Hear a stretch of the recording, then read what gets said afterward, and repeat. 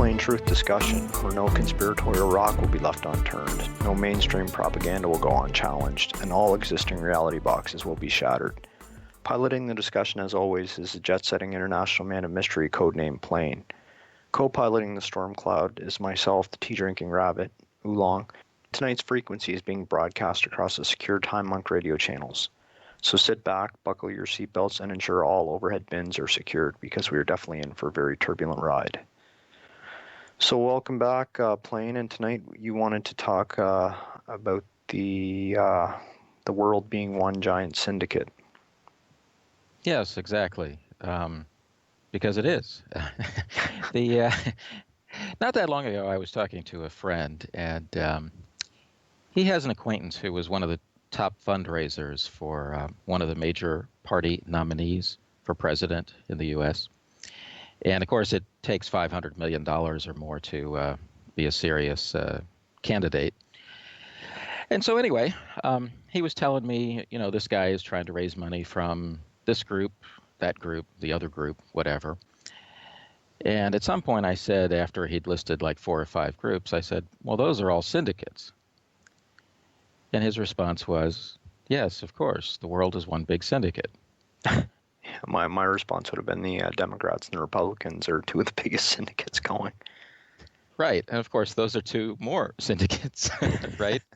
Yeah. And so it's kind of like, it was one of those, what can I say, moments of enlightenment, perhaps, not quite Buddha in the mountains or something, but I was definitely like, yeah, when you put it that way, that everything is a syndicate, it's like, for those in the Hermetic philosophy, as above, so below, it's like it's all syndicates above us, and it's all syndicates below us, or whatever that Central American or whatever story of it's, the earth is held up by turtles. It's like, it's turtles all the way down, right? So it's syndicates all the way down.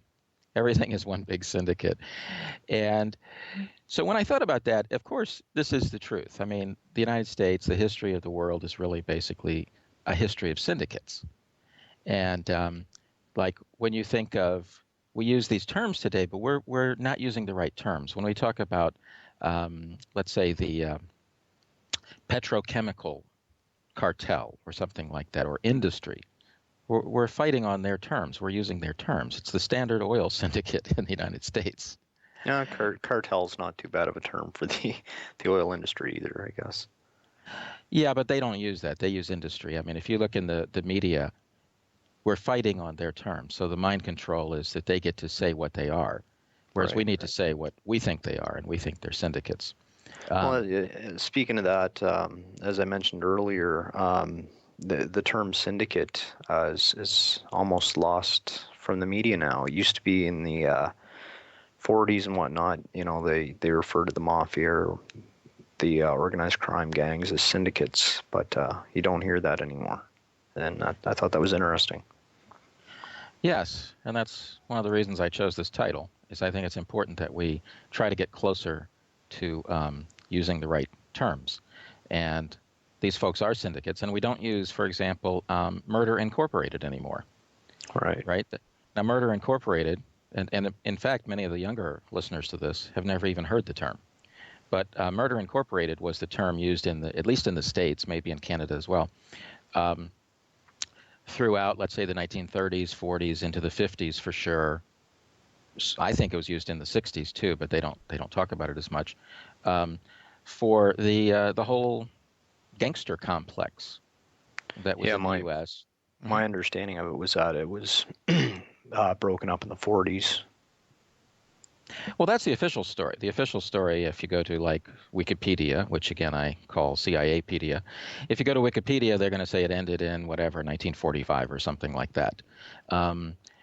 But they give you a very biased view in my perspective. I mean, first of all, one of the key members of it, Meyer Lansky, went on to become one of the most important figures in the world, and certainly in the United States. So, I mean, how can you say a group ended when its main guy became more and more important over the years? Yeah, and he essentially got off with everything too. I don't think they ever really stuck anything to him. No, he had to run to Israel for a few years at one point because they don't extradite from Israel. But Right. but he came back, and there was some essentially intentionally messed up case against him, so he won. He was essentially portrayed in The Godfather Part Two as Hyman Roth, was he not? That sounds right. It's been a long time since I've seen those, but yes. Okay. But I mean, the bigger issue is that Murder Incorporated was a very powerful organization that became organized crime as as we know and love it today in the States and Canada, because the Bronfmans were part of this too, a key element in from Canada. With And you can, the bootlegging trade, you mean? yeah. hmm Okay. And then that goes into the whole Permindex complex, and I mean, they were very, very important. And actually, I even had a relative who was arrested for bootlegging. he was working for one of these folks back in the 30s or whenever it was, a long, long time ago. And of course, Canada had legal booze. Yeah, I was gonna say the organized crime element up here must not have been as powerful and must not have been able to get it illegalized. Yes, but you can see how they'd leave their money there. Yeah. No, I think that was a base for them. I think the point was that they came across the border, and they always need borders and whatever to deal with. Yeah, no, I guess my point is just that you could see where organized crime prefers to have things illegal, right? Because then it becomes a moneymaker. Exactly. So, yeah. Exactly. So anyway, back to the idea of a syndicate. We used to use this term for the robber barons because they were. Standard Oil, I mean, the Ludlow massacre and various other things. I mean, these guys hired thugs to kill, not only union activists, but they killed children, women, whatever. So when you look at the horrors in a place like Iraq or Libya or something like that, well, in a sense, it's not new because the people behind it haven't changed their thinking at all. They're the robber barons. Well, the term, I guess the thing I find interesting about the term syndicate is that it sort of goes above and beyond nationalities and loyalties. It just basically, when you think of a syndicate, it's like a group of, whatever collaborating together. Whereas now in the mainstream media, you hear words like Cosa Nostra or the Italian mafia or the Russian mafia or something like that. But at the end of the day, I think they all work together. Yes, exactly. That's the other reason I think it's important to try to rehabilitate this term, is that Murder Incorporated might have been, I'm just speculating here, but it might have been, let's say, for the sake of the argument, 70% Jewish, it might have been 20% Italian, and then 10% other things like Irish. It would have been that high of a percentage of Jewish people? Well, it's hard to say. I mean, Murder Incorporated officially, I mean, is overwhelmingly Jewish. I mean, the names, they intentionally mislead you with the names, like Dutch Schultz. Well, he wasn't Dutch. He wasn't German. Right? Okay, he's Jewish. And even Meyer Lansky, that's not his real name. His name was something like Meyer Suchovolyansky or something like that from Belarus, right? Bugsy Siegel. Bugsy Siegel. But the list goes on and on. But it was certainly well over 50% Jewish. Okay. Now, did they contract out more stuff to lower level, Sicilians or something like that? Well, we can debate this. But nonetheless, as we think of it, and anyway, I've run into many, many people over the years, and they think Jack Ruby, and they say, Jack Ruby, okay. Yeah, but his name was Jack Rubenstein, right? Yeah.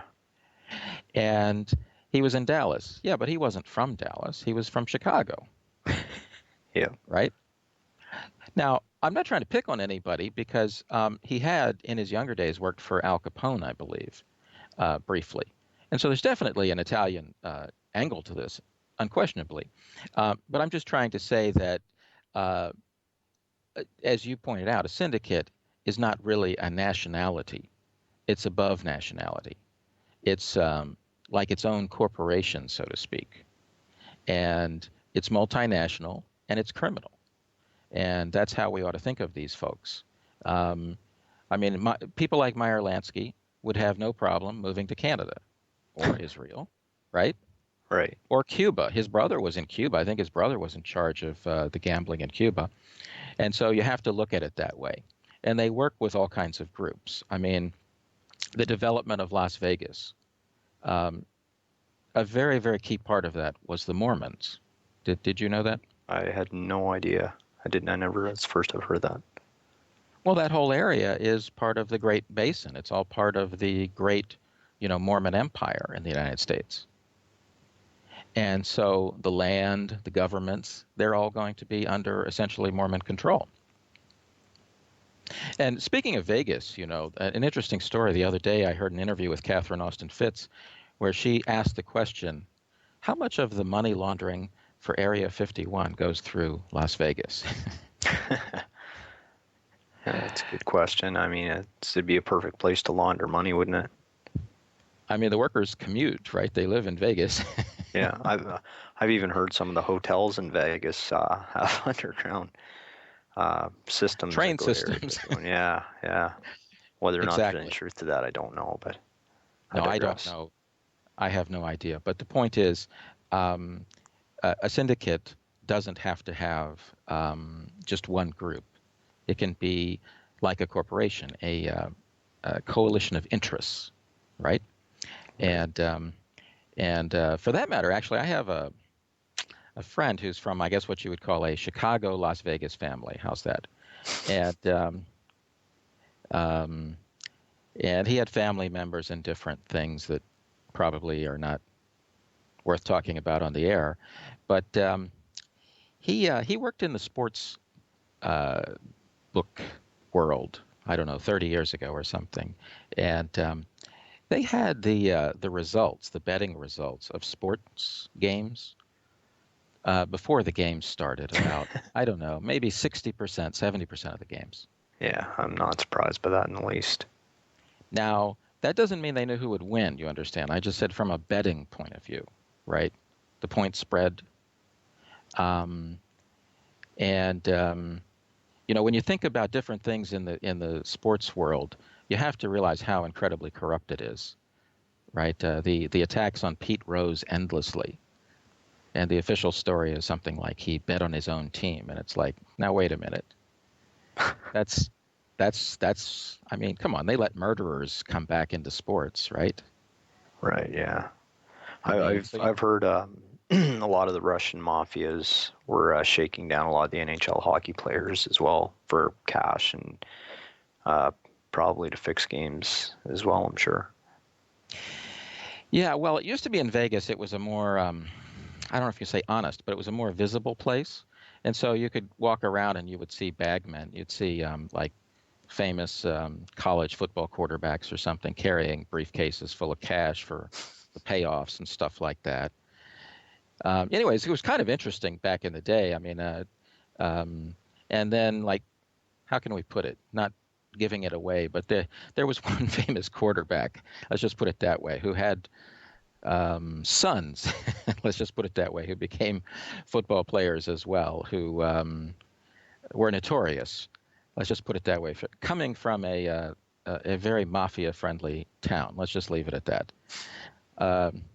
But here's the thing I always find funny. You open the papers and they say, so-and-so football player, let's say a quarterback, they come up with all these excuses for why they throw games, like he's no good in the cold, right? Or something like that. He doesn't play well.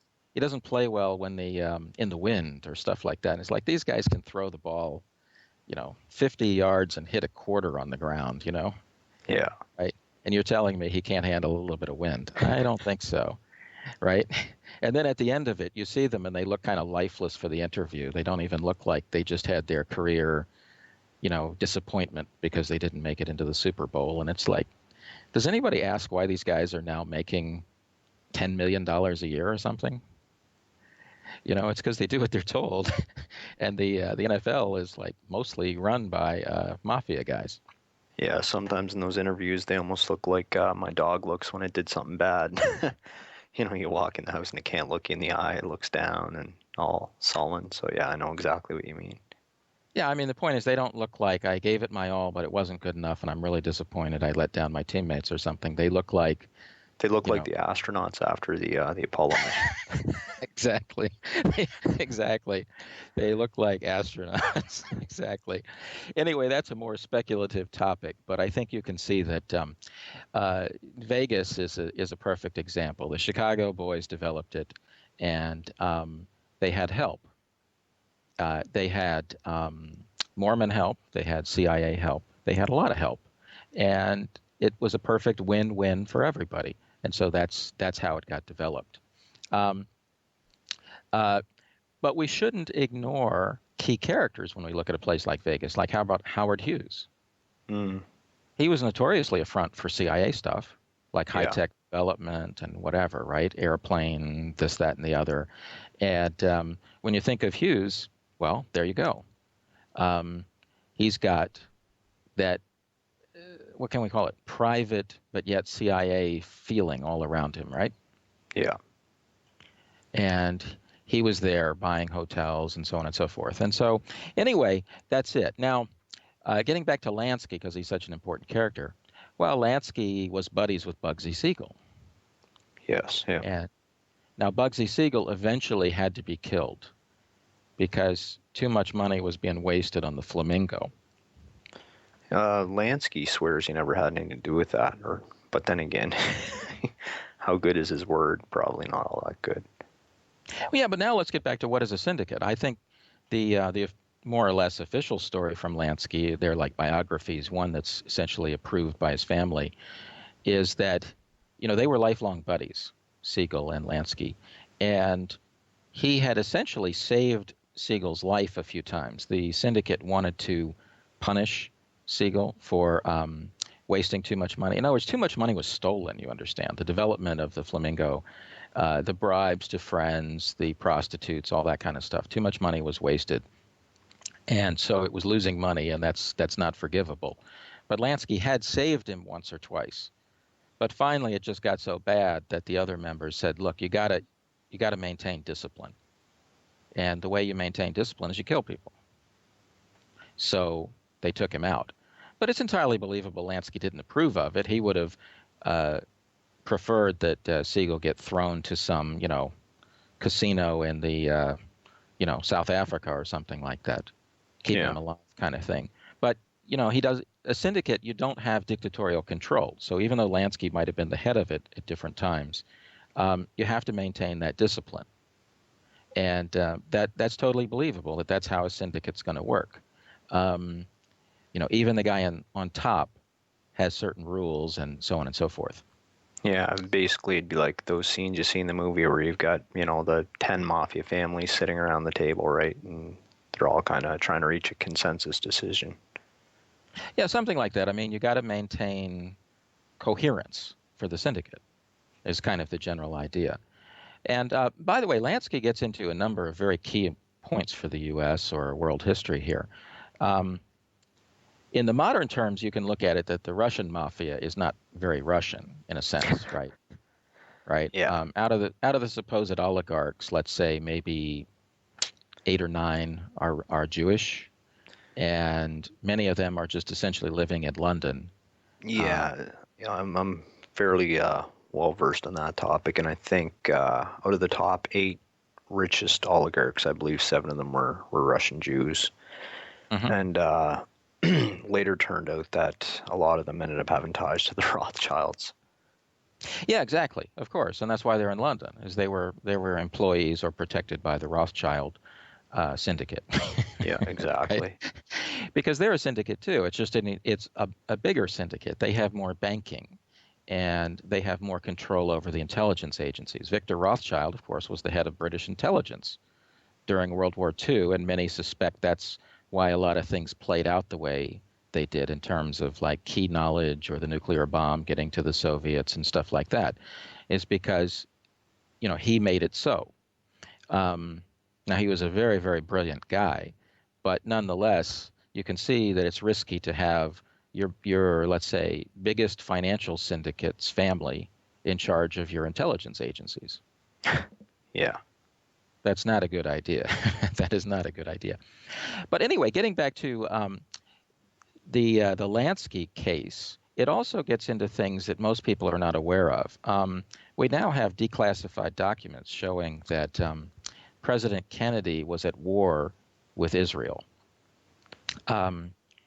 And that's relevant because we know he was fighting the mafia, as the people think about it, like the Italians, right?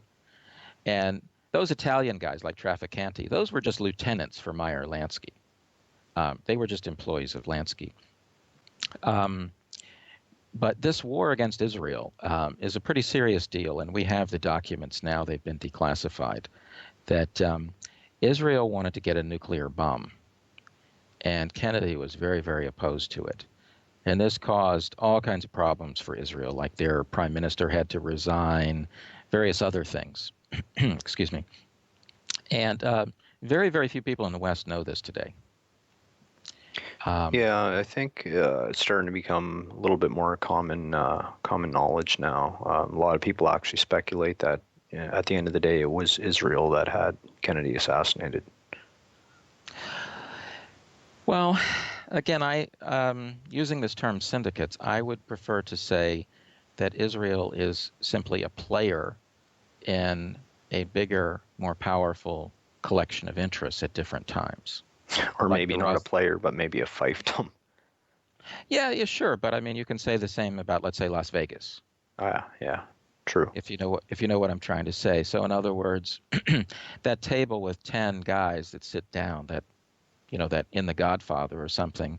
Well, that table in the movie shows a bunch of like Italians or something sitting down somewhere, but the table really should be in New York or London, right? Yeah. And one of the guys is a Rothschild, right? One guy is a DuPont. You know what I mean? Yeah. And that's kind of more the real table where the decisions are made to do things like get rid of Kennedy. And we can only speculate as to who was there. But I do think that you can see how if Israel is like Las Vegas, is a part of the syndicate, then them having powerful weapons is very useful. And Kennedy was at war with this. And, well, what can I say? This, I think, has now been shown through all the declassified documents. And I think if you spend a lot of time looking into the Kennedy assassination, you'll see that people who talk about the mafia this, the mafia that, and they give you these names and they say Trafficante, Giancana, this guy, that guy. And you typically notice in these books that they're very lacking in mentioning that, yeah, but all these guys work for Lansky. Yeah, they're just the front men or the bag men. Exactly. And so I think we need to look at that. But again, I'm not really trying to pick on Israel here or certainly Jewish people. I'm just trying to point out that we need to be a little bit realistic here, that these syndicates are multinational and they include places like Las Vegas, they include Israel, they include a lot of things, and we need to keep that in mind. You don't want to get into a case where people say, oh, you're talking about Jewish people, therefore you're anti-Semitic. It's not that. I mean, it's no different than talking about the Italian mafia, right, and saying that you're anti-Italian. I mean, it's just foolish. You're talking about an organized crime. You're talking about a very, very small group of people here. Yeah, exactly.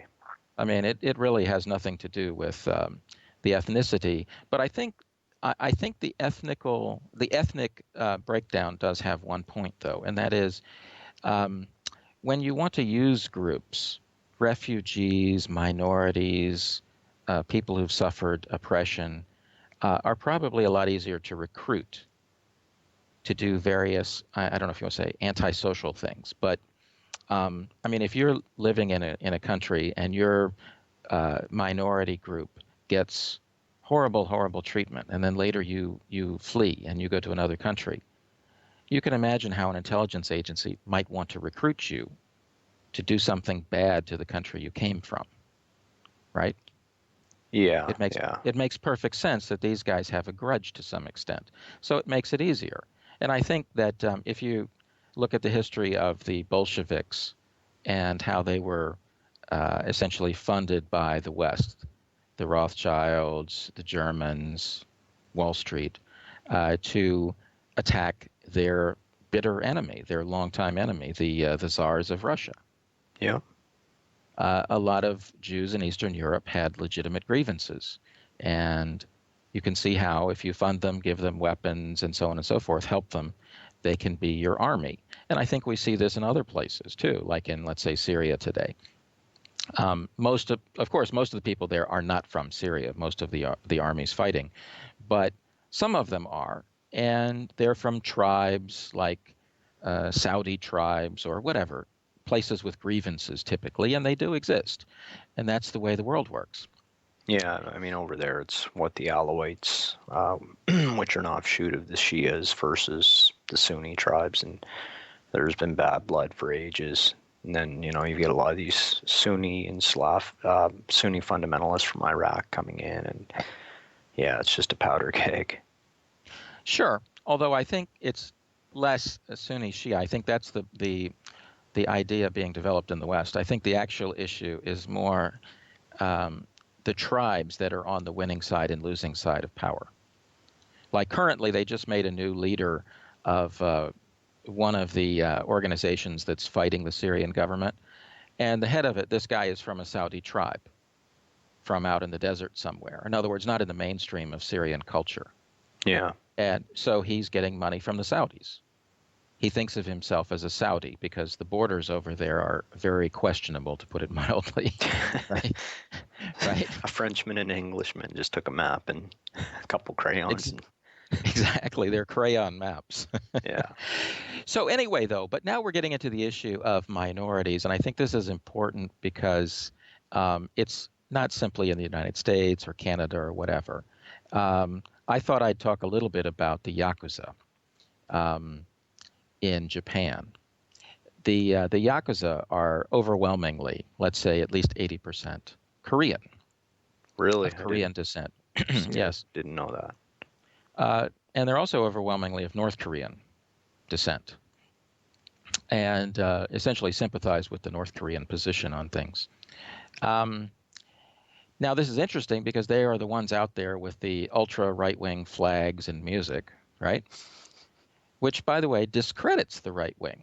So you understand, the average person considers them strange and dangerous, right? So isn't that interesting? Mm. But they were basically developed during the Japanese Empire to be plunderers and hitmen and such, to take care of the territories, right? So they were guys who stole from and controlled Korea, which was part of the Japanese Empire, but they were also a key part of the looting of China and other areas like Manchuria that the Japanese went to. And after the war, they essentially started to work for the Americans in terms of controlling Japan. But you can see how messy this is. Essentially, they were the worst of Koreans, right? They were the Koreans who were selling themselves into slavery, right? And then later, they start plundering more and more throughout Asia. You may have heard of Operation Lily or Yamashita's Gold. But the Japanese plundered certainly over $100 billion worth, or maybe $200 billion. And this is in 1940 dollars. So you're talking $1 trillion or more today, maybe $2 trillion that they just plundered. And it didn't go to the government of Japan, of course. It went to the secret rulers. And then after the war, the CIA got a lot of that. Yeah, they cashed in the Philippines, right? Yes, and all over. You know, they buried stuff in Tokyo Bay and in the mountains, and you know what I mean? They did all kinds of things.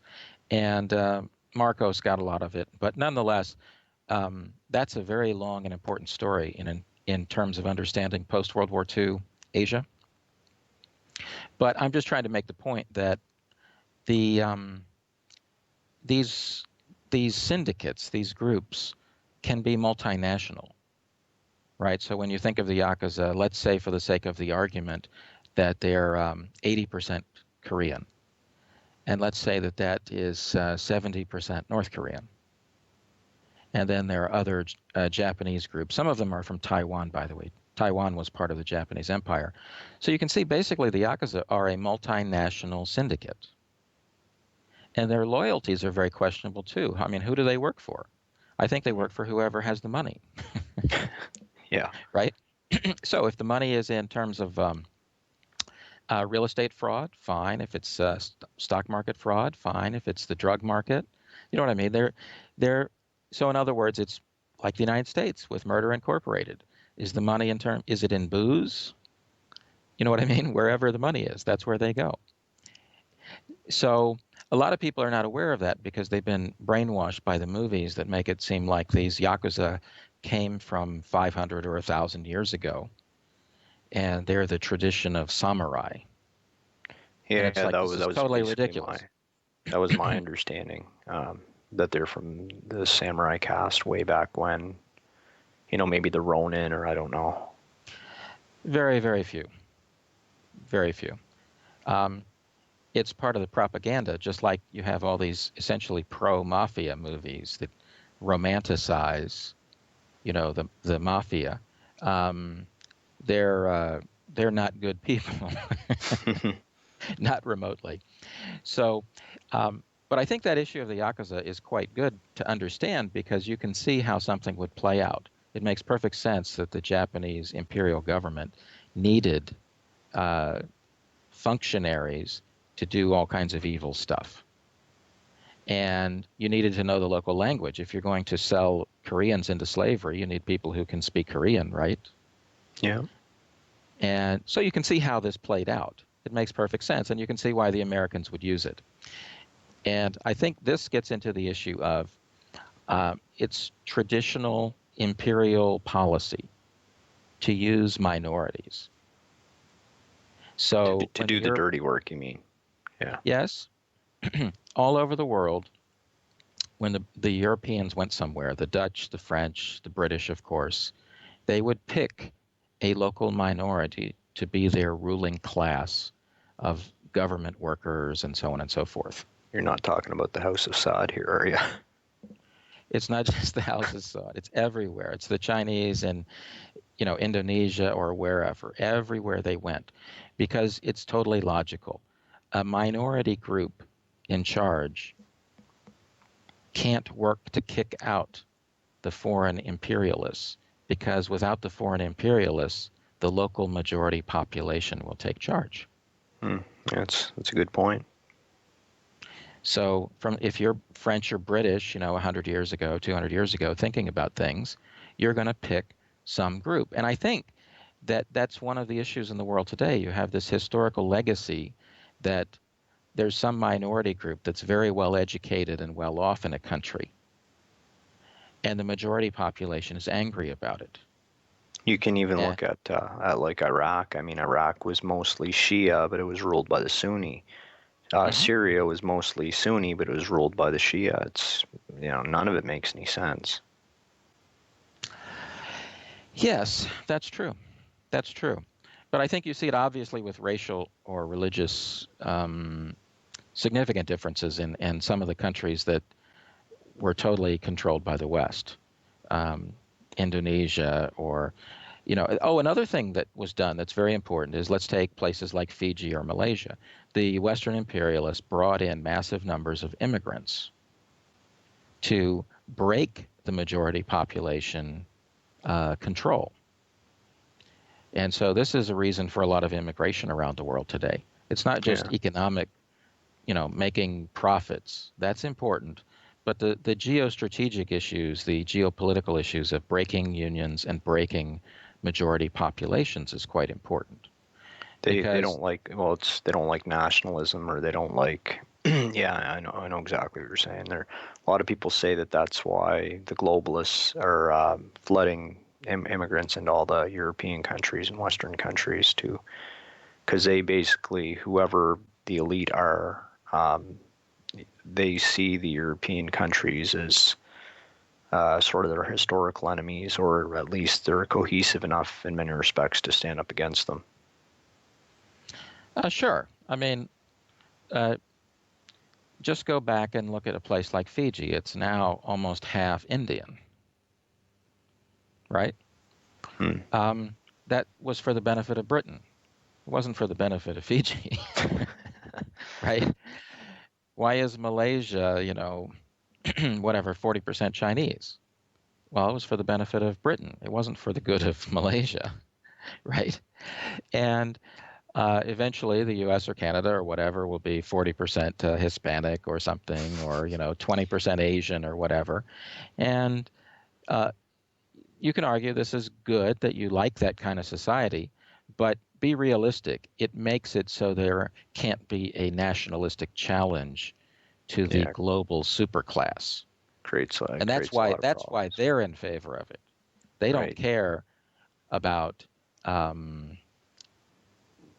really that much about a certain amount of profit here or there or whatever, Yeah, right? we get sold a bill of goods basically saying, oh well, you've got a declining population, and if we don't bring immigrants in, there's going to be enough social security for you guys when you're older and stuff, right? But okay, well, why don't you just implement rather a government program that subsidizes childbirth, or I'm sure there's lots they can do to stem the tide rather than just Well, they could letting. take all the poisons out of the food, right? Yeah, they Take could do the that. plastics out of all the food, and it'll be. I mean, geez, like 25% of people in the States can hardly have kids. Yeah, well, and the other irony is in Canada, most of the provinces here subsidize abortion, but yet they pay to bring in immigrants. So I don't know. Go figure that one out. Well, again, I'm saying this is a policy of the superclass to break nationalism. They're doing it in Europe as well. They're doing it all over the world that they control, and uh, it's not a kind thing. But we can look at historical examples like Fiji or the Japanese Empire, and we can get a better idea. So the point is that these policies come out of, I guess what you would say is global syndicates. This is syndicate policy, and they don't think about nations. And they really hardly even think about ethnic or religious groups or whatever. They think in terms of the good of their syndicate. It's just that a certain syndicate might be disproportionately one thing or another, right? I mean, let's say the petrochemical syndicate is going to be disproportionately German and Swiss because that's where historically it developed, Mm-hmm. right? It's not that we're trying to be anti-Germans here. We're just trying to say that you've got to be realistic. When IG Farben became so powerful and essentially merged with Standard Oil in a share swap, that was an incredibly important historical event. And, people don't like to talk about it, but they became essentially practically the most powerful syndicate on earth. And way more dangerous than some trafficante, some mafia guy sitting around in Tampa. You know what I mean? Yeah. Way more dangerous to you and me. So that was one thing. By the way, you're quite familiar with Chinese stuff. I mean, any thoughts on the triads and kind of the syndicates of the Chinese world? My main thought, and I don't know if you'd agree, or I'd be curious to hear your thoughts, but some of the research I've done has shown that the triads are almost Masonic in orientation, like there are ceremonies and initiations. Now, maybe that's just because both are secret societies and whatnot, but it seems very close, like the oaths and the initiations and everything. What do you think about that? Well, I think I don't know enough. Mm. I think that may be because, there are a lot of things that lying around that make you wonder. And you can look at some of Joseph Farrell's books, but there are a number of things out there that make you wonder if there wasn't a more global civilization in the past. So that things in, let's say, ancient India or ancient China might have been quite similar at some point. Yeah, or 5,000 years ago, 10,000 years ago, I don't know. or during the Opium Wars or whatever, maybe the British used Freemasonry to control the Triads as a sub branch type thing, and Yeah, well, I who think knows? there's another part to that.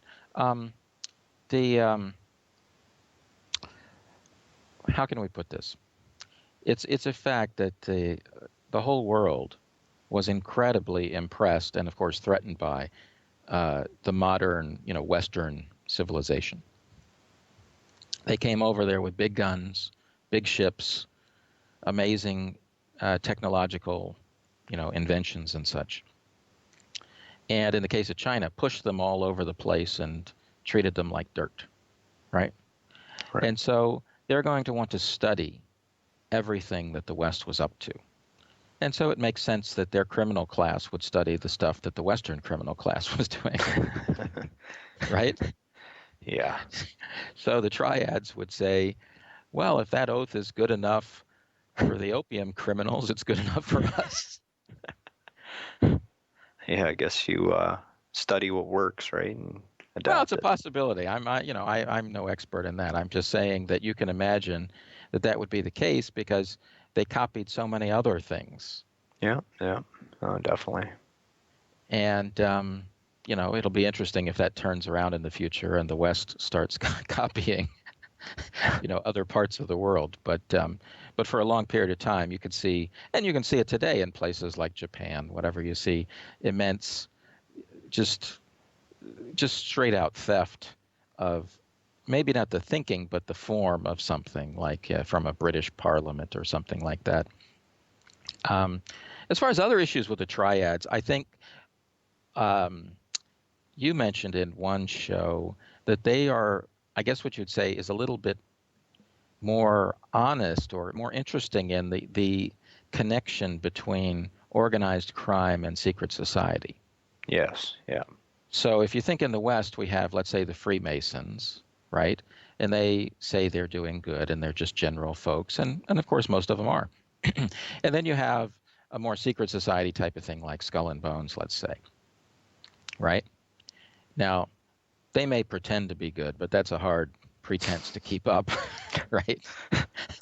I mean, I think most people just look at them as they're envious that, they're so rich and powerful, but I don't think people look at them as doing good. But you can see the separation, whereas the Triads seem to be a little bit more like Freemasonic, but we're gangsters. Yeah. Wouldn't you agree? Yes, I would agree for sure. No, I And mean, so- that having been said, they also do have the covers where, they do the public works and, probably give an old lady a bag of groceries every now and then, to keep up appearances. But, at the end of the day, nobody has any illusions that they're not gangsters. Right. Now, I do think, though, and there was a very interesting article in New Dawn magazine out of Australia, a very interesting magazine, on the history of essentially Oriental secret societies that I recommend. I don't have it handy. I gave it to somebody and didn't get it back. But that article talked about the development of these different, red and green societies, and they some of them were not exactly gangster societies. They were more discussion groups, and they were, I think, a big topic for them was what to do about the West. And then from a Chinese perspective, what to do about the Japanese. And so those are secret societies that, I can't pretend to know much about, but I'm just saying from an Asian or a Chinese perspective, you can see how you would have essentially elite thinking discussion groups about this because it's such an important topic. Don't forget that Skull and Bones is supposedly just a debating society. And I think when they tap their members, they try and get a wide selection of different viewpoints. And I wouldn't be surprised if there's quite a few Chinese students going through the ranks of Skull and Bones.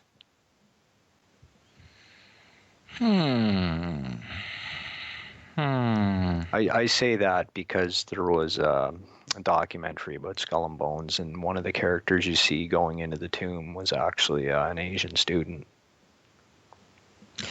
Well, I suspect they have,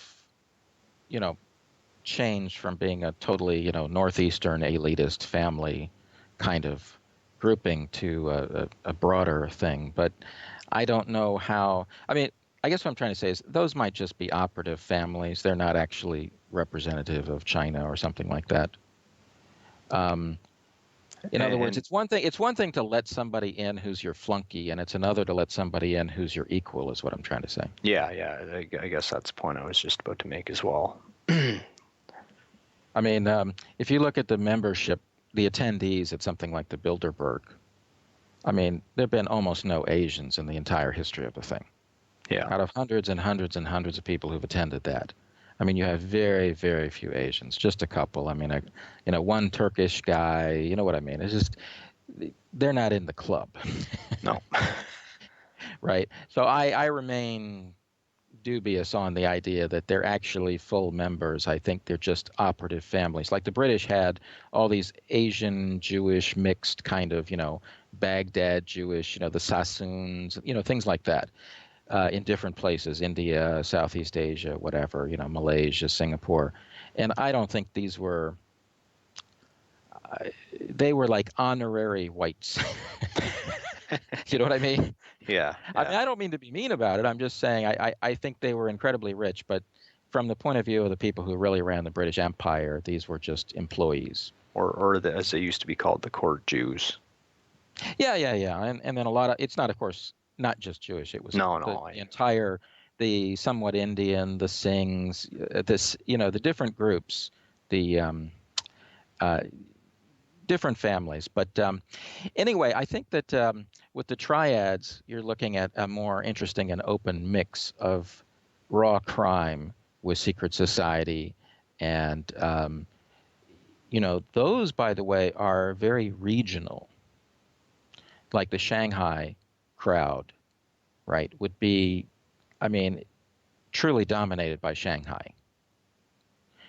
In the United States, maybe it's been just because of the history of the country more flexible. But when you talk about the Chicago mafia, for example, which many would argue is the head of the mafia in the U.S., yeah, but these people move. They go spend time in Miami or wherever, right, New York or something. They come back. They're quite mobile. Whereas the Triads, I think, were much more regionally based. Yeah. At least in my reading of it. And they're not, there's no way that the Shanghai Triad will ever be known as the Macau Triad. You know what I mean? It's just, you know what I mean? It's a territory that you control. So let's see, going on with a couple of things. I thought it was probably worth talking about Jack Ruby a bit. Do you know much about Jack? A little bit. I know he shot Oswald. Yeah.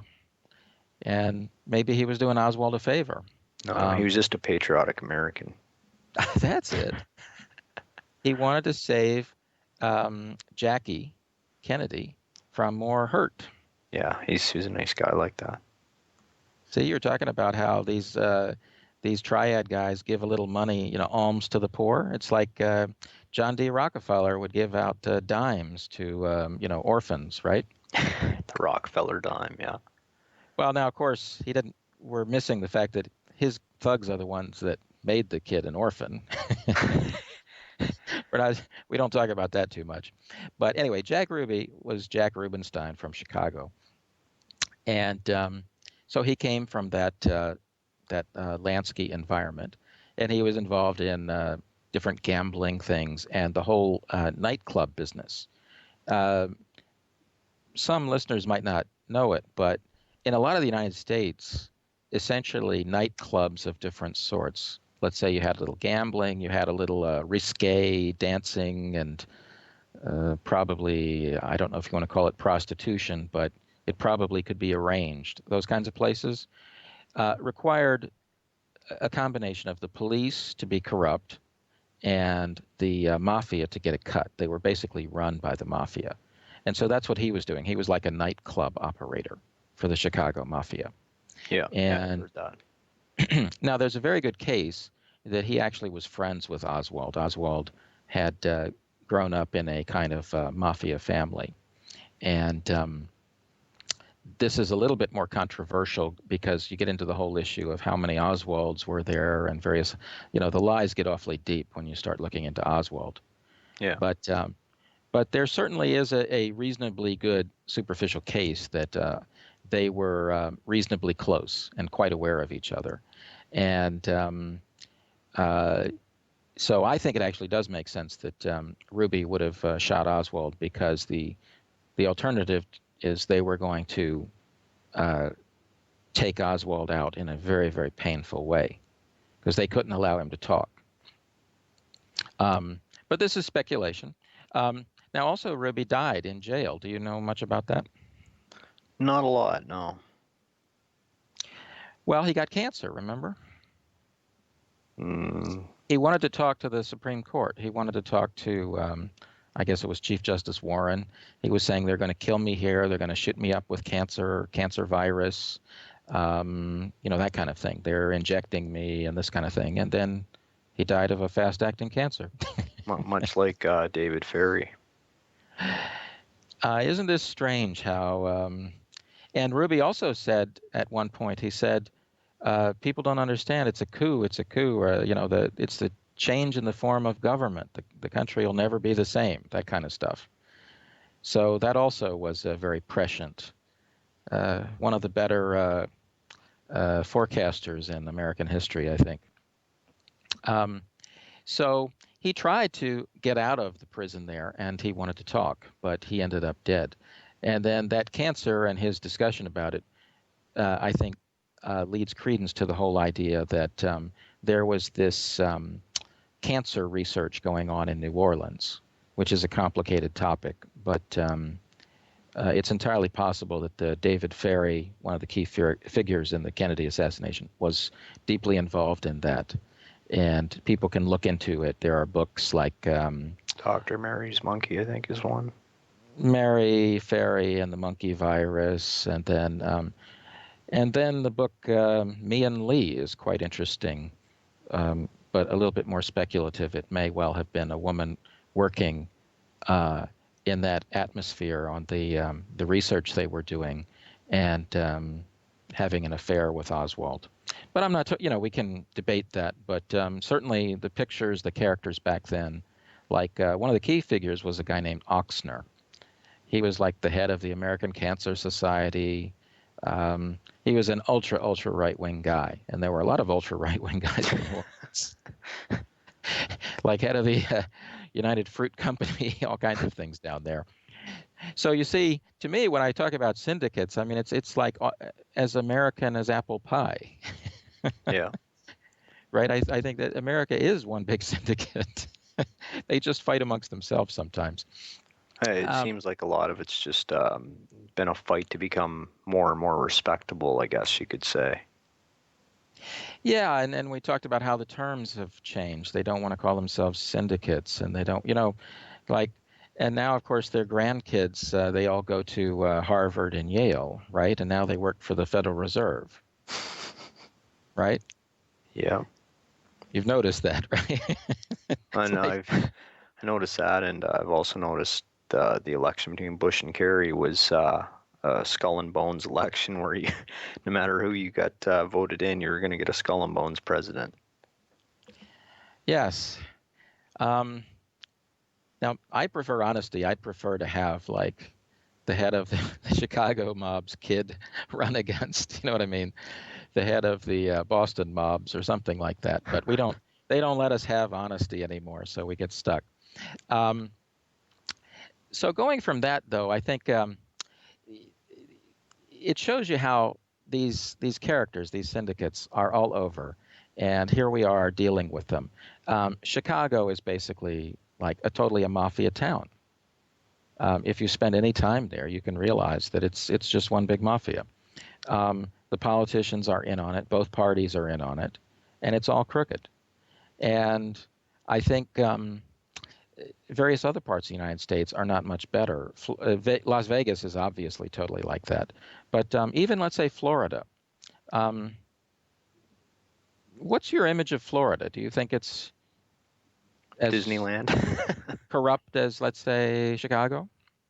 No, I would never think that. I mean, I know there is some mafia influence there, And I know there's a heavy Jewish population there, but that's irrelevant, I guess.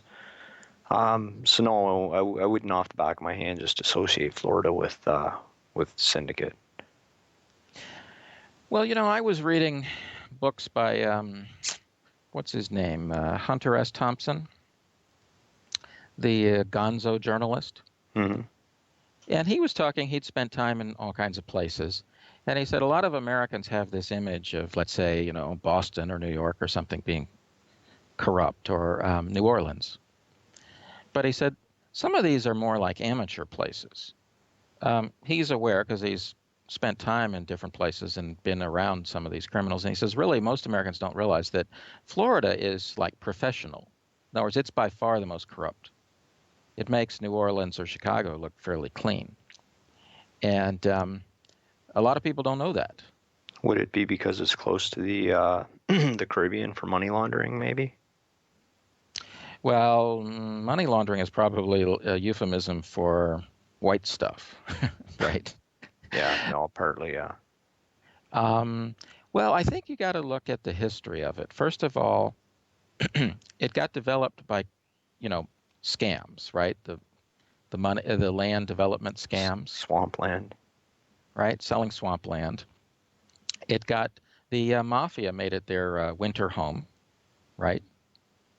So you had all the Chicago types, Boston types coming down and spending the winter there. And that started a long time ago. That started back, like in the late 1920s or something.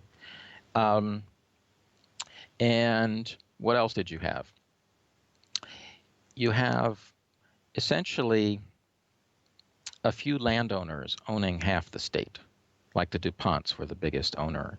I mean, they owned, 20% of the land in the state. So you had like an oligarchy, the mafia, and a very lawless, scam-oriented kind of society that was very much in terms of take the money and run. And I think that's stayed to the present. Land development is still a key element of the economy there. And so when you add in that, and then you add in that a lot of, they wouldn't extradite, or you couldn't have assets attached. In other words, they made laws that the mafia wrote. And so they still apply. People like O.J. Simpson or something, you can have a $500 million house. And if you owe somebody some money somewhere, they can't take your house. Except for the IRS. Because that's a bigger syndicate. That's a bigger syndicate, right? Exactly, see?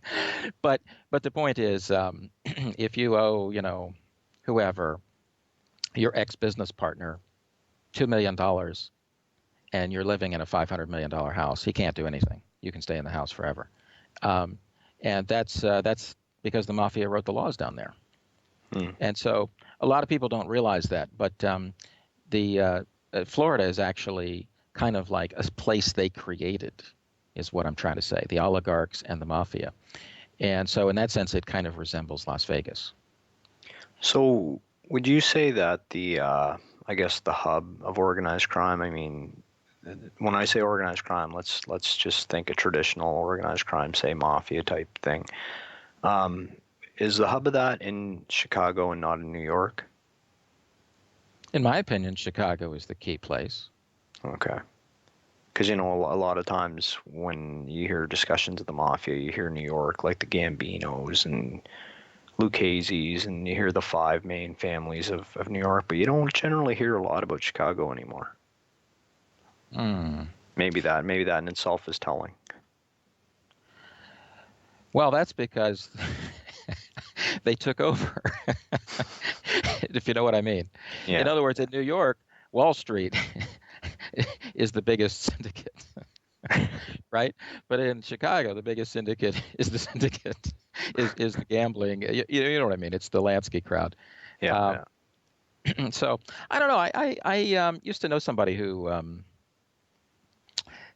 had some dealings. I mean, he played poker with Rezko, who was one of the characters there, one of the guys behind Obama. And to me, I just think that Chicago is is the town. It's the place. So I would just argue that New York is a more important town because of Wall Street and the Rockefeller family. But in terms of the mob itself, I mean, in terms of, I think Chicago is a more important place. And I think you can see that a bit with the development, the creation of Obama.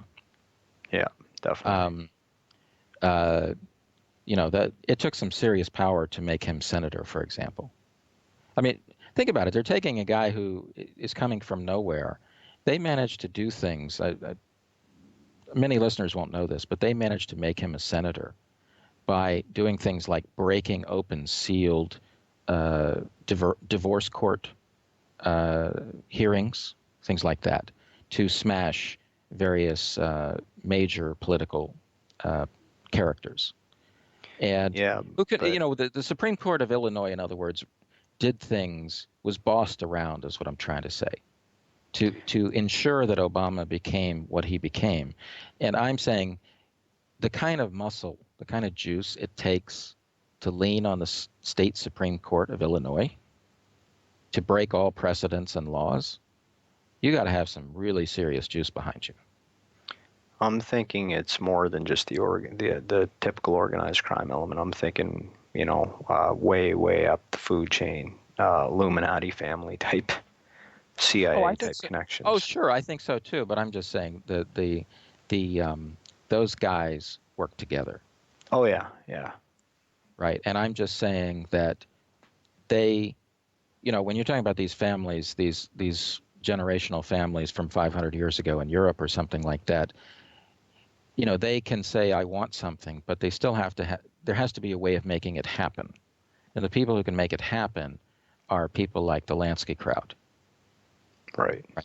These are the guys that, go to the head of the Supreme Court and say, this is what we're going to do. I mean, when you saw Chief Justice Roberts of the U.S. Supreme Court essentially change his ruling on Obamacare at the last minute. I mean, you got notes from him essentially making two different arguments. You know what I mean? They release stuff, and it's like, somebody came to him and said, they threatened him so seriously that, you're were you mentioning how a dog, it feels embarrassed after throwing a game kind of thing, right?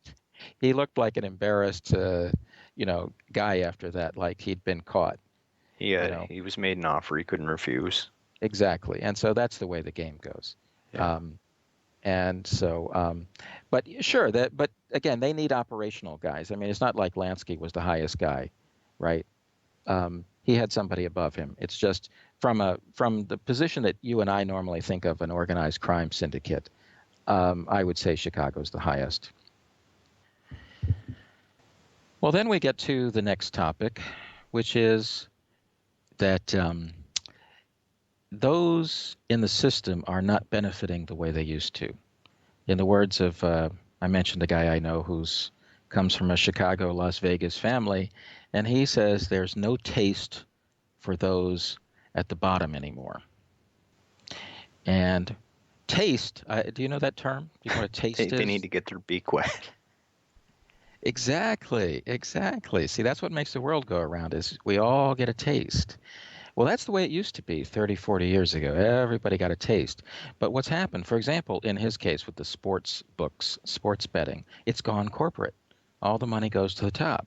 Yeah. So the mafia is suffering from the same problem the rest of society is. Exactly. All the money's going to those at the top. And this is a big change. It used to be in a place like Vegas, they're all over the place. Everybody's kind of in on the gravy, right? Everybody had plenty of gravy at night.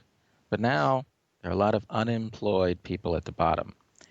It used to be they used all kinds of people. They would use people for what's called the wash. The wash is where you clean the money at the end of the day. So like 5 minutes before midnight at the roulette wheel, the casino would lose all of its profits for that day. Right? Somebody would come in and then he would just win the maximum bet, and he'd take his, $500,000 or whatever out. And wouldn't you know it, they had no profits that day for tax purposes. right? So that was called the wash, right? Um, that kind of thing.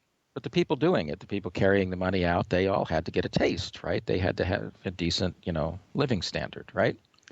Well, now it's all going computers and going corporate.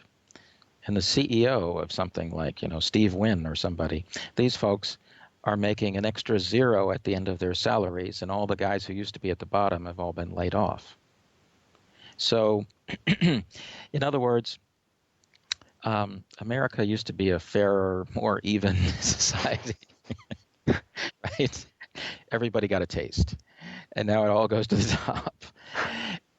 And this is interesting. This is definitely interesting. But what it means is there are a lot of disgruntled people in the system. They're not making what they used to make, if indeed they're even in the game anymore, because they don't get the work anymore.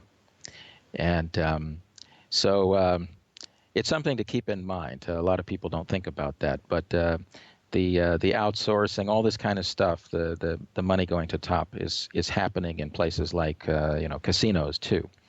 So and the lottery, the lotteries, all these different lotteries are totally fraudulent, right?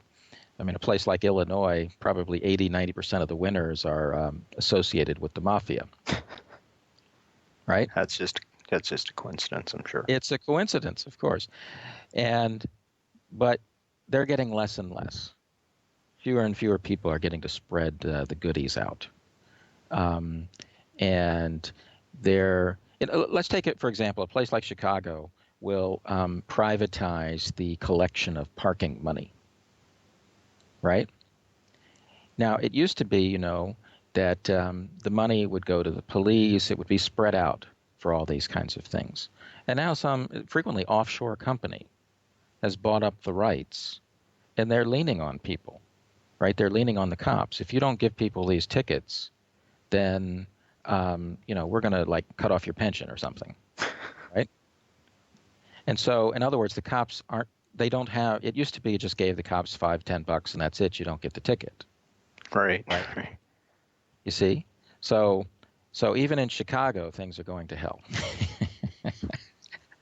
The old way was a better way. I think it was in Detroit just recently. I don't know where I seen it, or it might have been somewhere on YouTube. They thought that somebody was going around impersonating an officer, pulling people over and robbing them.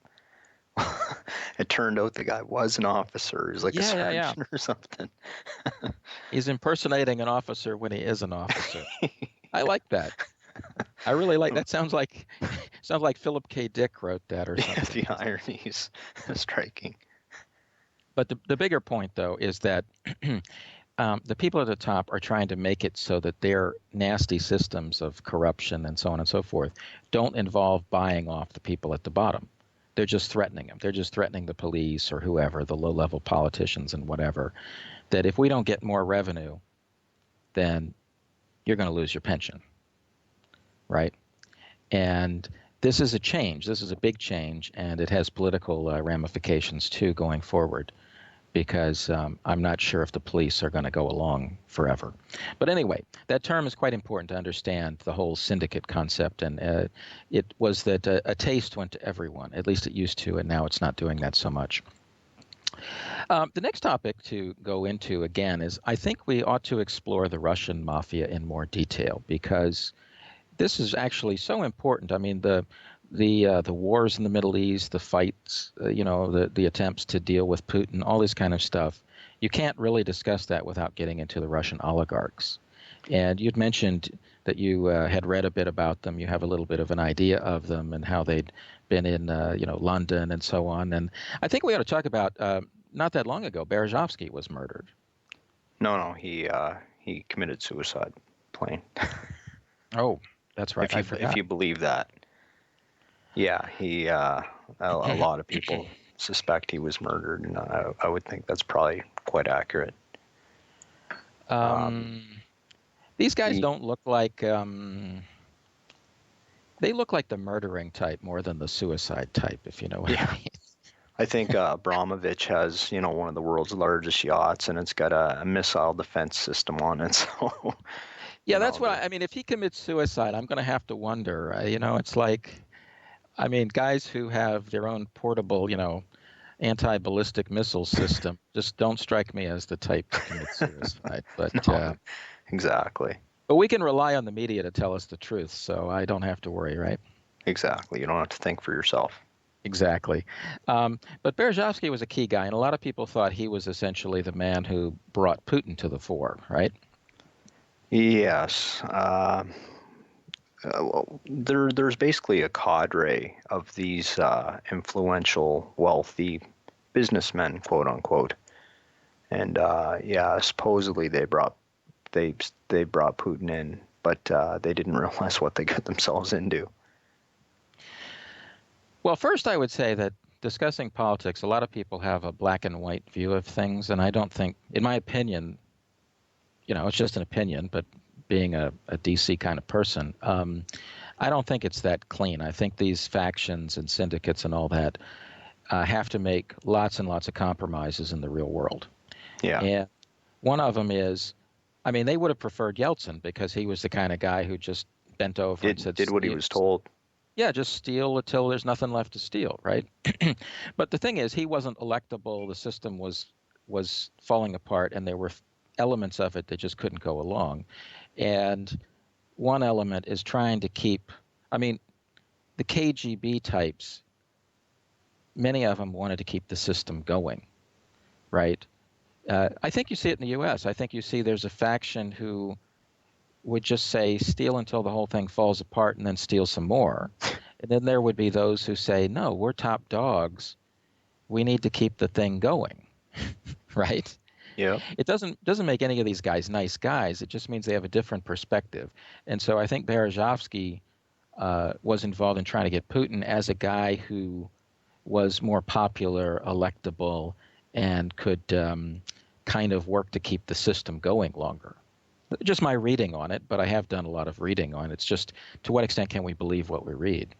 Well, what I find when it comes to politicians, usually the people they try and put in office are somebody that's got, they've got a lot of dirt on that can't turn against them for whatever reason. So I don't know if Putin was too clean, or if, I don't know. I don't know why they thought that he would be okay to get in there.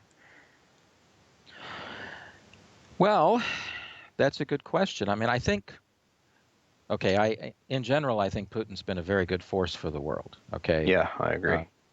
But I'm just going to say, realistically, though, you don't get to the top by being a nice guy or a clean guy, right? I mean, to have somebody like Berezovsky know your name means that you're in a very nasty world, right? Yeah. You know what I mean? But I just think he's a nationalist, and I think we would be better off with nationalists who truly were trying to develop their countries as opposed to these plundering psychopaths that we have in the West.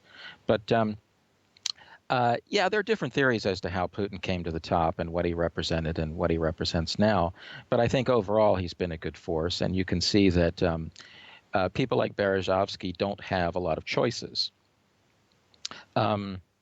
In other words, let's say the St. Petersburg crowd around the KGB was looking for a consensus candidate, and they said, well, we like Putin, right? Berezovsky may have just said, well, I don't have a lot of choices, because, they can't just grab somebody from nowhere and make him president. Some of these guys, even if they seem like they come from nowhere, they're not. Like Obama didn't really come from nowhere. He was from Brzezinski's stable, the Rockefellers, all kinds of people behind him. Yeah. A foundation family, a CIA family. This guy only seems like he came from nowhere if you're interested in normal politics, right? He never worked his way up the system by being a mayor and, that kind of thing, right? But actually, he did come from somewhere.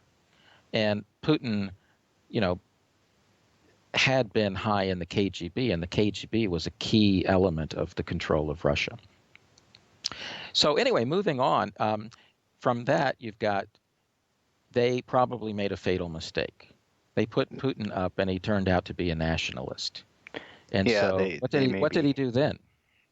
He turned on them and routed them. Yes. One of the fellas that was that was going to allegedly run against him, Khodorkovsky. He ended up, going after him for tax evasion, and a lot of these guys ended up buying state assets for pennies on the dollar. They bribed politicians to get into these businesses, and they just turned out to be, vastly plundered. There's just billions and billions of dollars that they made off these deals. And I'm trying to think where I'm going with this, but anyway, he ended up locking Khodorkovsky up. And when he nationalized Yukos again, he took the oil company back from Khodorkovsky. There was a letter that came out saying that the shares actually belonged to the Rothschilds. What a surprise. Yeah. Yes, we know that. Of course, actually, it's hard to say who owns what, because, the Rothschilds themselves may simply be a coalition of things, right? I mean, they are, of course, a huge family, that includes all kinds of people, the goldsmiths, and you know what I mean. We can't really be sure who owns what. We just know that letter was out there, right? And that letter might be as a means of trying to protect themselves. Well, I suspect that the Rothschilds probably bankrolled a lot of these oligarchs and used them as a puppet to take over Russia. Oh, exactly. I'm sure that's true. I'm just saying the Rothschilds are like the biggest syndicate on earth. Yeah. And so, so I'm just saying there are thousands of people and companies involved in Rothschild Incorporated. Right. Like whether, Evelyn Rothschild is at the head of that branch or, whoever, I guess at the end of the day, it doesn't matter. It's just, how they operate and what they did in Russia is important. But what's ironic is this is the second time, of course, because the Bolshevik Revolution was really theirs. Yep. So there's an irony in this, and I guess Solzhenitsyn wrote about this in his book about the history that is really painful and how to deal with it, because of course the average Jew suffered too. Oh yeah. What I mean? Yeah. In other words, they use these radical, opportunistic gangsters, and by the way, the Bolsheviks they were full of gangsters, violent gangster types, and now at different times they had different levels of control, right? In other words, I think some of the people, like maybe Trotsky, was 100% their guy all the time, and then other folks, let's say Stalin, might have only been 50% or 30% or something like that. So it's a little bit complicated, but nonetheless, there is that historical irony that haven't we seen this before? And what can one say? The Rothschilds have that kind of power, but Putin really has done a number to them, and that's why we see all these geopolitical problems around the world. Is essentially Putin is leading an opposition to the Rothschild Wall Street complex, at least in my opinion. Yeah, I think you nailed it right there. And I think this is a big, big deal. It could lead to serious wars. It could lead to all kinds of things. But if I think it's important for people to notice that. And that doesn't make him a saint. It makes him more like a czar. But there were good more czars. Like the lesser of two evils. Yeah, sure. But it's like the czars, though. I mean, they had good czars. I mean, I'm just saying, keep it in mind. And then from a Russian perspective, look at the alternatives, right? Their alternatives are so bad. It's like, you know what I mean? Yeah. It's kind of like if you told me, people say this, Eisenhower was terrible. And it's like, yeah, okay, Eisenhower was terrible. But I mean, compared to what? Right? Compared to what we've had the last 20 years. I'll take Eisenhower. Where's his granddaughter? But so going further with the Russian mafia, though, so some of them, I mean, as you said, Khodorkovsky, he's in jail, right? He's still there. Yep. And a number of them essentially had to give back half of their money, right?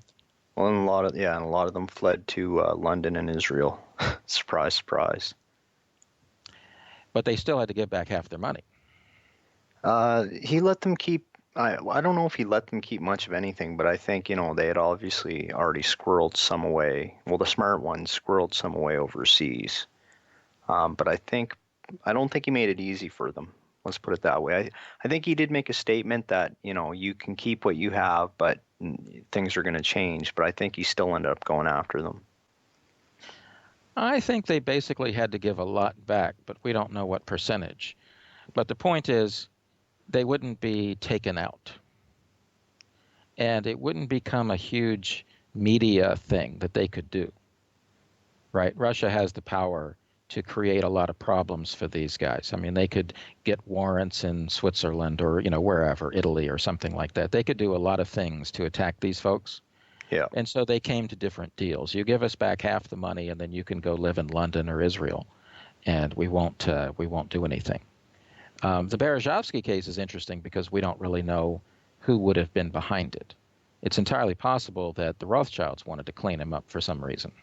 Well, he also had a multi-billion-dollar lawsuit. I think it was multi-billion with one of the other oligarchs, Abramovich. Yes. That was quite a messy fight in London. So, for all we know, it may have been Abramovich's syndicate that took him up. Yeah, and see, that's the thing that's messy is these guys, they're all gangsters. And shifting loyalties. And they have shifting loyalties, and you can't be sure of who's currently fighting whom. Just because somebody was a friend 20 years ago doesn't mean they're a friend today. Right. Right? These are just opportunists. So going forward, though, this has a lot to say about the politics. Why are relations so bad with Russia? Well, the media in Western Europe are very, very owned by the Rothschilds. Yep. So here's a total enemy of theirs from their perspective, right? So of course they're going to say he, eats children and all this other kind of bad stuff, right? Right? He throws babies out of incubators as a hobby, and you know what I mean, right? Because he's attacking them. He's attacking their money, right? So you can see that that's where that's coming from. What about some of the other oligarchs? Do you know much about any of the other ones? A little bit. Guzinski. Some of them, I think Berezovsky and Guzinski basically took over the media, the state media companies. Don't know whatever became of Guzinski. There's another fella who took over all the metals, like the aluminum and everything. He's living in Israel now. I can't recall his name. Mm-hmm. Well, I think looking at them, one thing you can say is a very high percentage came out of the KGB. Yeah. Oh, yeah. I would definitely. I mean, Berezovsky was a famous mathematician. Mm-hmm. So I'm pretty sure he may have had some KGB connections as well. But when people talk about the Russian mafia, it's an oversimplification. But what you could say is certain crooked, elements of the KGB who were, very largely Jewish. That would be how you might phrase it. And at some point, they ended up working for the Rothschilds or working with the Rothschilds. Because you see, the point is the Rothschilds can offer you protection, right? If you're a criminal in a country and you want to do something bad, let's say you're fighting somebody like Putin, that's not somebody you want to fight. This is a guy who can ruin your day and ruin your family's day very quickly, right? How many people can stand up to Putin in the world? Not too many. So you better have some powerful friends. And the Rothschilds qualify as powerful friends. That's the kind of level you need. They didn't have too many things. I mean, even running to Israel for protection with $1 billion is not going to save you from the KGB. No, exactly. The Earth in its current form is not big enough to run from the NSA or Putin, right? Not when they're motivated. Yeah. They may not care about you, and you know what I mean. If you're just guilty of like not paying child support or something, you know what I mean, right? They're not necessarily going to go to the ends of the earth. But I mean, if somebody really wants you, you got a problem. And so you need some serious protection. And that's what Berezovsky had in London. And the idea that he got killed there implies that somebody like a fellow oligarch living in London wanted it done. Yeah. That would be my bet. I'm not ruling Putin out, but I'm just saying I don't know that he had the motive at this point. No, I mean, at this point, I think Putin would have just been. I mean, Berezovsky was essentially financially ruined by the end of it. Well, I guess maybe not compared to someone like you or me, but when you're used to being a multi-billionaire and then you're down to being, maybe a tens of millionaire type person. Yeah, you know what I'm getting at. Oh, sure, exactly. The point is, he wasn't a big fish anymore. Right, exactly. So he wouldn't have been a huge worry for Putin. Right. I don't think he was. I think that might have been a revenge thing from Abramovich. Yeah. But we don't know. We can't know. But anyway, though, this phenomenon though of is worth studying a little bit. We had the KGB, so that's their internal. That's the Czech NKVD, KGB, FSB, right? That's their internal homeland security. And they, of course, are the sharpest. I don't know. Have you ever met KGB, by the way? Not that I know of. No. Yeah, I've met a few, and they are like light years ahead of the West. I mean, if you wanted to compare them to, let's say, CSIS, the Canadian, equivalent type, there's a night and day difference. These guys are like the best. I mean, they're physically, mentally, everything. They are so sharp, it's painful. And ruthless. Ruthless. Well, that implies that there's a Ruthful. There is no Ruth.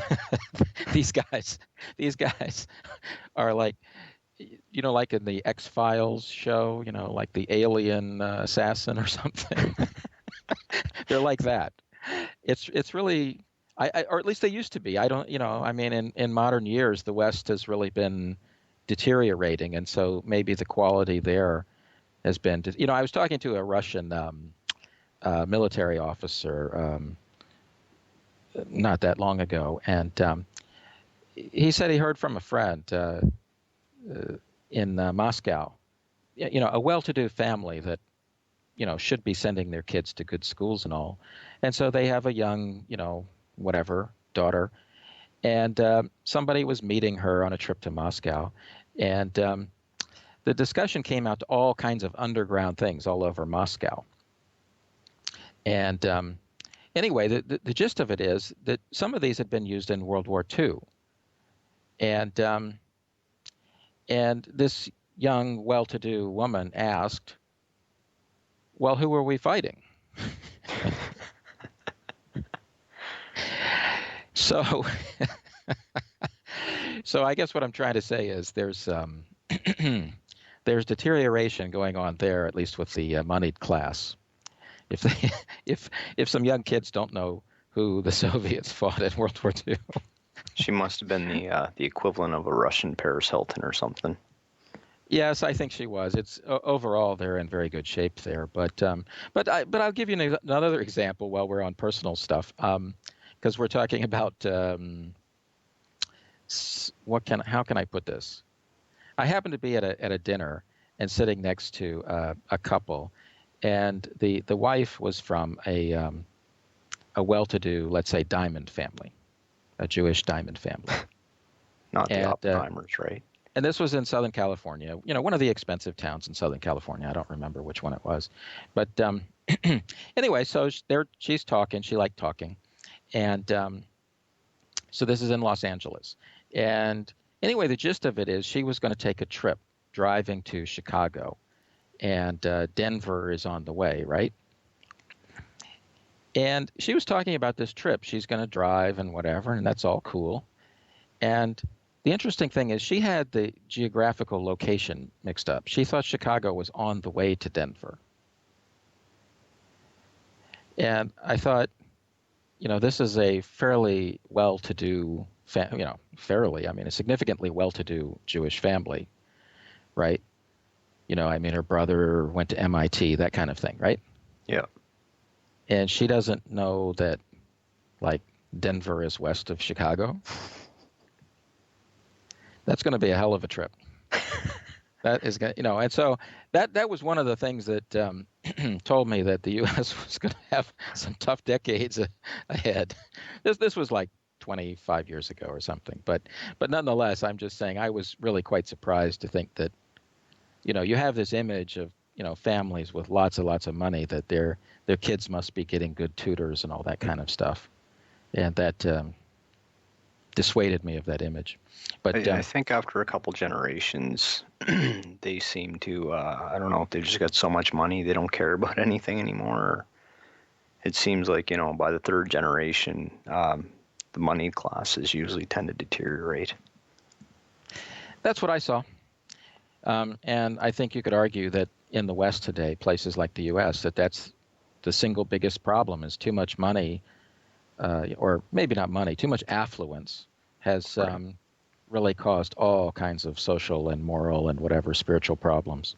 So anyway, that's an aside. But the Russian mafia phenomenon is a key element for the world today. This fight with Russia is, to a large degree, a fight of the oligarch, from the Rothschild syndicate, and they want it all, and that's.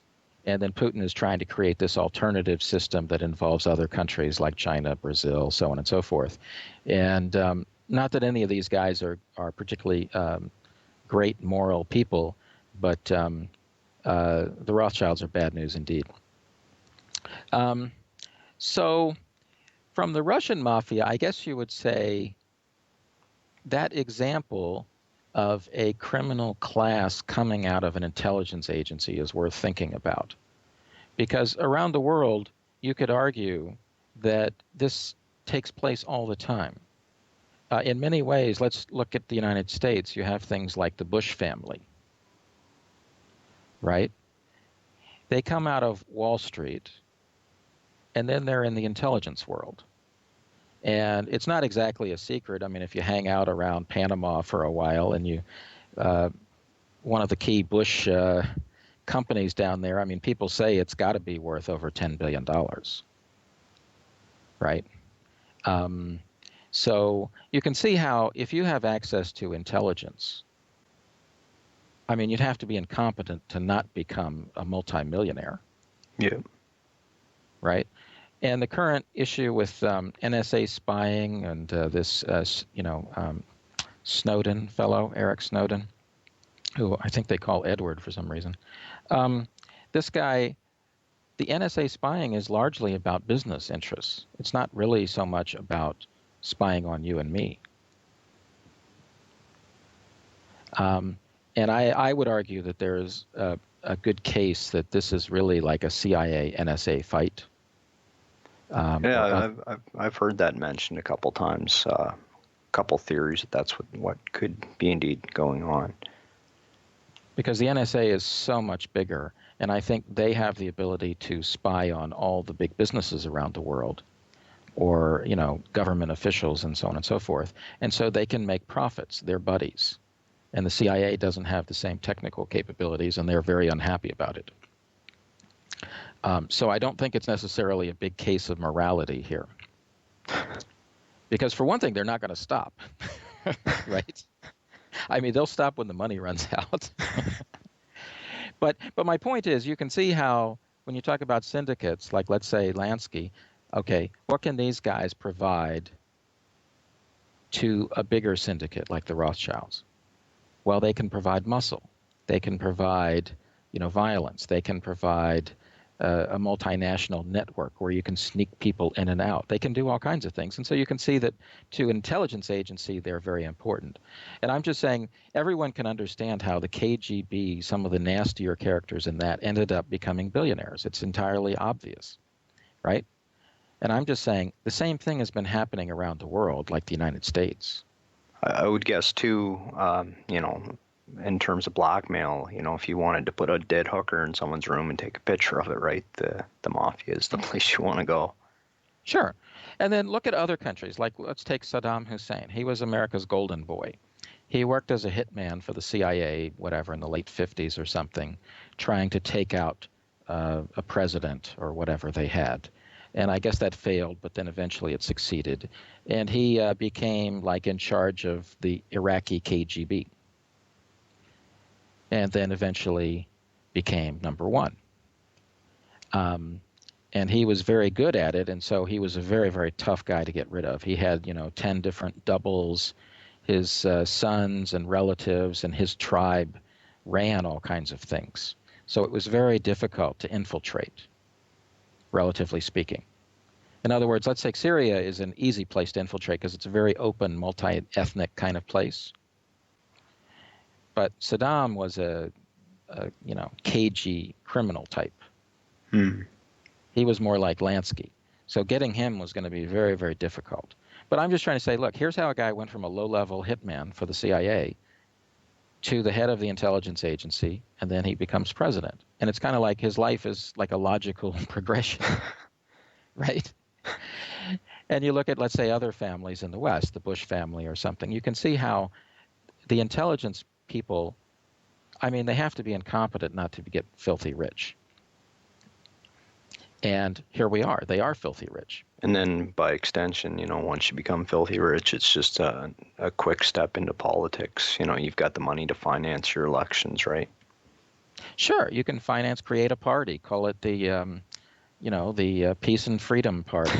You know what I mean? The apple pie and pet dogs or something party, right?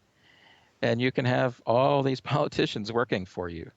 And they're all working for a better future and all this other stuff. And you're just a second-generation gangster.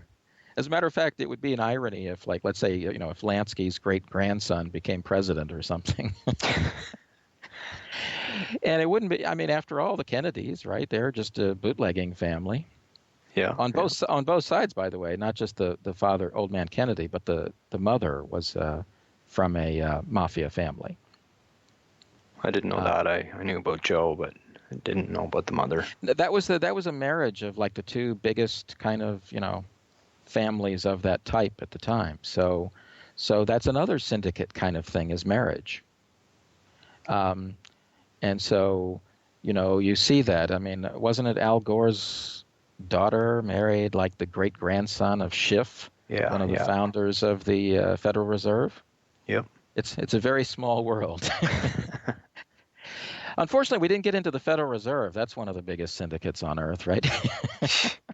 Yeah, to put it mildly. That might take a whole show because that's like even more complicated than the Russian mafia. So let's see. What are any other thoughts that might want to go into here? I think we did a good tap dance through most of the points we wanted to hit. Yeah, I think there are only a couple of things left I might want to add. The corporate element is much more important than this show got into because a lot of these guys came out of essentially being enforcement for robber baron types like the Standard Oil Syndicate. And some of them learned their ways at places like that. In other words, it didn't start in the 1920s and 30s with prohibition, is what I'm trying to say. The gangsterism, syndicate kind of philosophy has been around a long time. And from an American perspective, I would say Standard Oil would be the really key thing to look into. But in fairness, the imperial corporations, like the British East India Corporation, those were syndicates, Yeah. They had the authority, or the Hudson Bay, for example, would have been in your neck of the woods. They essentially had government permission to do anything. They were above the law. They could buy a pirate to do anything. They could essentially get permission to kill anybody, right? You have a piece of paper signed by the king or his representative, and it says, you're legally authorized to kill anybody. Letter mark. Right? Or capture anybody, that kind of thing, right? That was how it worked, and they were literally above the law. I mean, when you look at, let's say, the Hudson Bay or, the British East India Company or something, they seriously could do anything. They were above the law. And their enforcers were obviously mercenary types. And they didn't go away. Some of them went in and out of intelligence agencies, the different things. But I guess what I'm trying to say is John Rockefeller did not have to invent a model. The idea of a syndicate is as old as the hills. Yeah. And the imperial countries did this officially. And, you see some movie about pirates or something. They seem to forget to tell you that these pirates were frequently working for the king or the queen. Right? I think that's kind of an important message, isn't it? They were just the pre-modern, Russian mafia, right? Or whatever, right? Or the insurgents in Syria. In other words, this goes back a long time. It's not, it's not like all of a sudden there was this genius named Trafficante in Tampa or something like that. The story goes on a long time. So that was one thing to keep in mind. And then another thing I would add is that we couldn't do justice to this, but elite universities are a very key part of this. For example, frequently in Japan with the Yakuza, the head of different Yakuza groups will be from Tokyo University, their most elite university. And I think you see that in the U.S. More and more, kind of like the whole Harvard complex seems to have turned into a syndicate ground. And Yale. You had Lawrence Summers. Well, Yale had the whole Skull and Bones. Yeah, I guess Harvard as an institution, I think, became part of it. Their endowment funds and their integration with the State Department and the CIA types. So I think Go ahead. I was going to say Yale, you could say, would be maybe more the Anglo branch, whereas Harvard maybe perhaps more the Jewish branch. Yes, I think you could say that, but I think it's also institutional. It's like the State Department folks would be more at I would put it, the old money crowd, the old money families would be more Yale, and the more modern things like the State Department complex or certain Wall Street corporate things would be in Harvard, if I were to oversimplify it. And so these elite universities are very key. That's where a lot of their connections and how they recruit families and operatives around the world.